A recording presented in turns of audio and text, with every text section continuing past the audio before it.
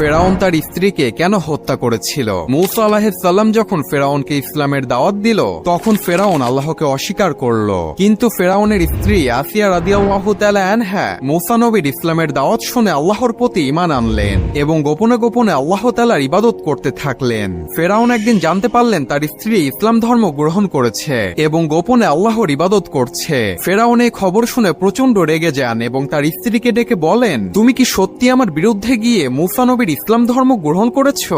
আসিয়া তখন সাহসের সাথে উত্তর দিয়ে বললেন, হ্যাঁ, আমি আল্লাহর উপর ঈমান এনেছি, যিনি সকল কিছুর সৃষ্টিকর্তা। ফেরাউন তখন রাগান্বিত হয়ে তার সৈন্যবাহিনীদেরকে ডেকে তার স্ত্রীর কঠিন শাস্তির ব্যবস্থা করতে বললেন এবং তার স্ত্রীকে নির্মমভাবে হত্যা করা হলো। মৃত্যুর পূর্বে আল্লাহ তাআলা আসিয়া রাদিয়াল্লাহু তাআলা আনহাকে জান্নাতের একটি দৃশ্য দেখালেন, যা দেখে তার মুখ উজ্জ্বল হয়ে গেল এবং সে খুশি মনে মৃত্যুবরণ করলেন। সুবহানাল্লাহ।